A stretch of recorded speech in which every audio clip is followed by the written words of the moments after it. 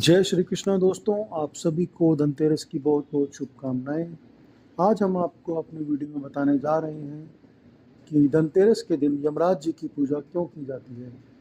इसके पीछे एक बहुत पौराणिक कथा है जिसको हम आपको बताने जा रहे हैं। एक बार की बात है, मृत्यु के देवता यमराज ने यमदूतों से प्रश्न किया कि क्या कभी मनुष्य के प्राण लेने में तुमको कभी किसी पर दया आती है। यमदूतों ने कहा कि नहीं महाराज, हम तो केवल आपके दिए हुए निर्देशों का पालन करते हैं। फिर यमराज ने कहा कि बेझिझक होकर बताओ कि क्या कभी मनुष्य के प्राण लेने में दया आई। तब एक यमदूत ने कहा, एक बार ऐसी घटना हुई है जिसको देखकर मेरा हृदय पसीज गया। एक दिन हंस नाम का राजा शिकार पर गया था, पर वह जंगल के रास्ते में भटक गया और भटकते भटकते दूसरे राजा की सीमा पर चला गया। वहाँ एक हेमा नाम का शासक था। उसने पड़ोस के राजा का आदर सत्कार किया।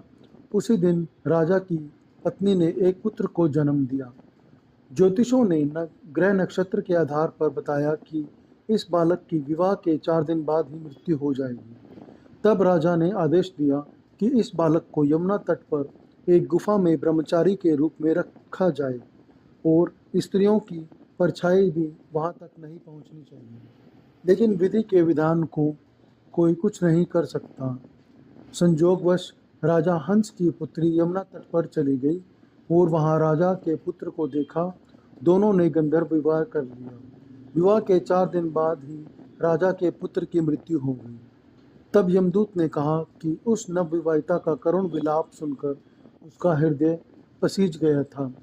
सारी बातें सुनकर यमराज ने कहा कि क्या करें, यह तो विधि का विधान है और मर्यादा में रहते हुए यह काम करना ही पड़ता है। इस पर यमराज ने उपाय बताया।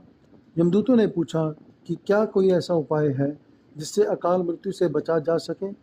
तब यमराज ने कहा कि धनतेरस के दिन विधि विधान के साथ पूजा अर्चना और दीपदान करने से अकाल मृत्यु नहीं होती। इसी घटना की वजह से धनतेरस के दिन भगवान धन्वंतरी, माता लक्ष्मी जी और भगवान कुबेर के साथ साथ यमराज जी की पूजा भी की जाती है।